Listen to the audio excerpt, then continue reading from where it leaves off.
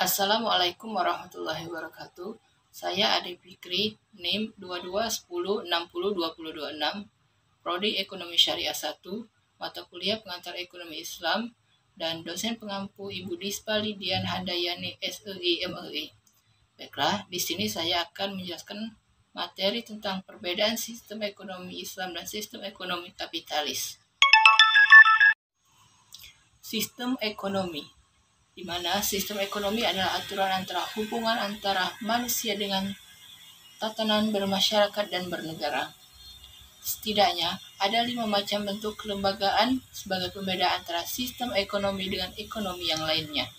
Yang pertama yaitu hak atas kepemilikan, di mana hak atas kepemilikan ini terbagi menjadi 4. Yang pertama, hak individu, yang kedua, hak bersama, yang ketiga, hak bernegara, dan yang keempat, hak terbuka. Adapun yang kedua yaitu proses mekanisme mengambil keputusan.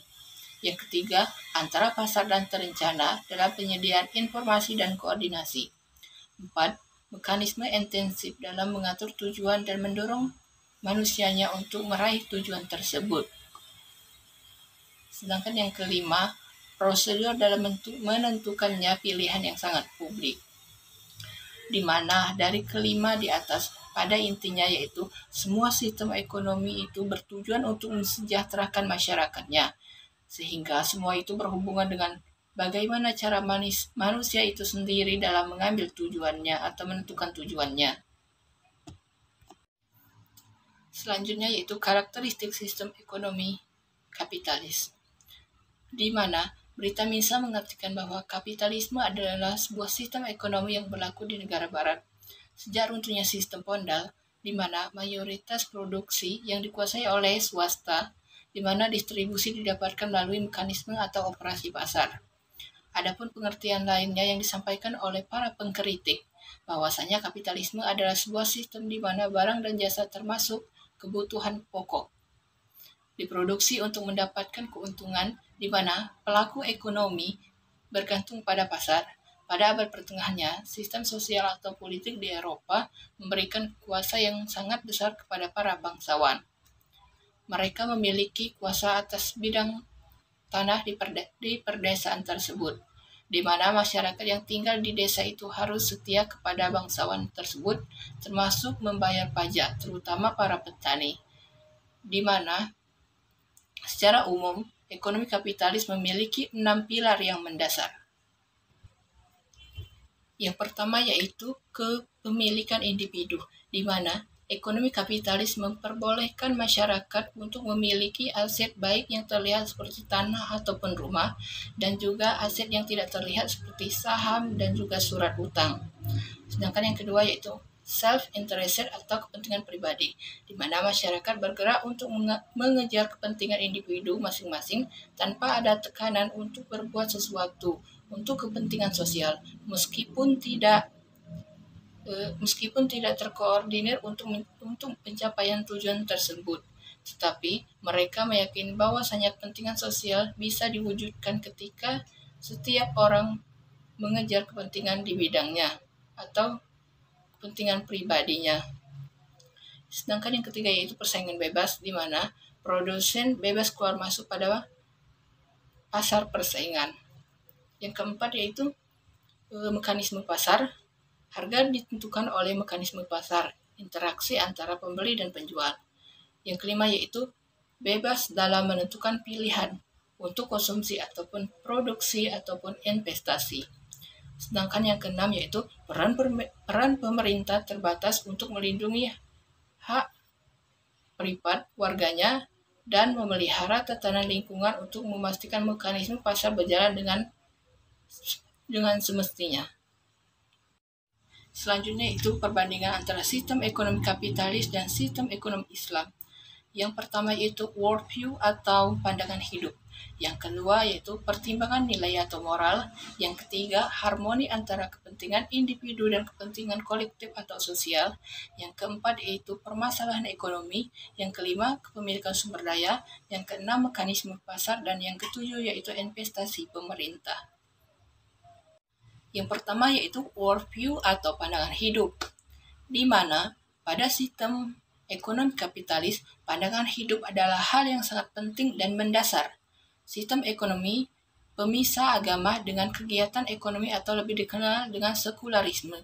Berbisnis beroperasi tanpa mengenal kematian. Oleh karena itu, dunia adalah tujuan. Sedangkan di mana dalam sistem ekonomi Islam, dunia dalam pandangan Islam bukanlah tujuan akhir. Masih ada kehidupan yang abadi setelah kematian. Islam tidak hanya menghendaki kebahagiaan di dunia, tapi juga di akhirat. Atau Islam sebagai pedoman hidup, percaya akan adanya akhirat. Sedangkan yang kedua yaitu pertimbangan nilai atau moral, di mana kapitalis tidak membatasi kebebasan manusia berdasarkan norma agama atau kebutuhan, di mana segala sesuatu dikendalikan oleh manusia, di mana sistem ekonomi kapitalis pada pertimbangan nilai atau moral ini bebas nilai. Sedangkan dalam ekonomi Islam, segala harta ataupun bentuknya adalah pemberian dari Allah, di mana penggunaannya diatur menurut aturan dari Allah Subhanahu wa taala, atau bisa disimpulkan bahwa sistem ekonomi Islam ada nilai halal, haram, dan moral serta akhlaknya. Sedangkan yang ketiga adalah harmoni antara kepentingan individu dan kepentingan kolektif atau sosial, di mana dalam kapitalisme, kepentingan individu adalah hal yang pokok untuk kesejahteraan manusia, sebagaimana yang menjadi ciri khas sistem ini. Adam Smith sebagai tokoh utama kapitalis mengungkapkan bahwasanya tidaklah kita mendapatkan daging ataupun roti untuk makan malam kita karena kebaikan dari tukang daging atau produsen roti, tetapi karena keinginan mereka untuk mengejar kepentingannya. Sedangkan dalam ekonomi Islam, kepentingan sosial lebih diutamakan daripada kepentingan individu. Islam tidak membiarkan individu menjadi korban ketamakan manusia. Adapun yang keempat yaitu permasalahan ekonomi, di mana dalam ekonomi kapitalisme, permasalahan ekonomi yang umum dipahami adalah terbatasnya sumber daya untuk memenuhi keinginan manusia yang tidak terbatas. Adapun yang dijadikan pertimbangan utama dalam pemenuhan keinginan tersebut adalah kepentingan materi, yakni anggaran. Sedangkan ekonomi Islam, keinginan manusia dibatasi pada pemenuhan kebutuhannya. Dari dua moral utama ini, sikap berlebih-lebihan disebut dengan tabdzir, sedangkan menyia-nyiakan disebut dengan dua moral ini yaitu sikap berlebih-lebihan itu disebut dengan israf, sedangkan menyia-nyiakan disebut dengan tabdzir. Adapun yang kelima yaitu kepemilikan sumber daya, di mana kapitalisme lebih mendorong kepemilikan individu, berbeda dengan sosialisme yang di dalam faktor produksinya dikuasai oleh negara. Sedangkan dalam Islam tidak melihat banyaknya harta sebagai sebuah indikator bahwa seseorang itu lebih baik dari yang lainnya. Sebagaimana Rasulullah SAW bersabda, sesungguhnya Allah tidak melihat kepada penampilan dan juga harta kalian, tetapi Allah melihat hati dan amal perbuatan kalian. Maka dari intinya, dalam Islam segala sesuatu ada titipan dari Allah Subhanahu wa taala.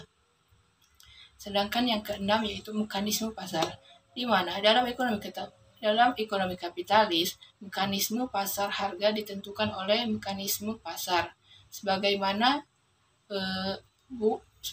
dalam buku ekonomi mainstream atau kapitalis. Saat ini dijumpai ada hukum permintaan dan hukum penawaran dalam menjelaskan keterkaitan dengan harga. Hukum permintaan menunjukkan hubungan negatif antara permintaan dan harga, sedangkan hukum penawaran menunjukkan hubungan positif dengan harga. Dari kedua sistem ini, pada mekanisme pasar tidak ada perbedaan antara sistem ekonomi kapitalis dan sistem ekonomi Islam. Adapun yang ketujuh yaitu intervensi pemerintah, di mana kapitalisme sangat mengedepankan persaingan pasar tanpa adanya unsur intervensi pemerintah. Laissez-faire dan laissez-passer adalah doktrin ekonomi kapitalis yang sering digaungkan. sebuah doktrin yang menginginkan minimnya intervensi pemerintah dalam ekonomi. Doktrin laissez-faire dan laissez-passer mendapatkan tantangan ketika terjadi Great Depression di tahun 1990-an, di mana waktu itu terjadinya pengangguran yang sangat tinggi dan juga terjadinya inflasi.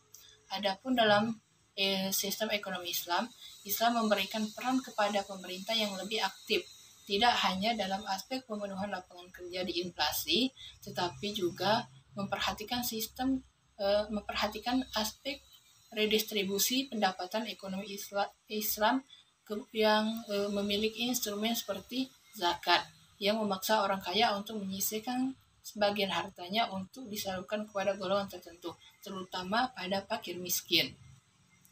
Baiklah, itulah materi dari saya. Jika ada yang salah, saya mohon maaf. Wassalamualaikum warahmatullahi wabarakatuh.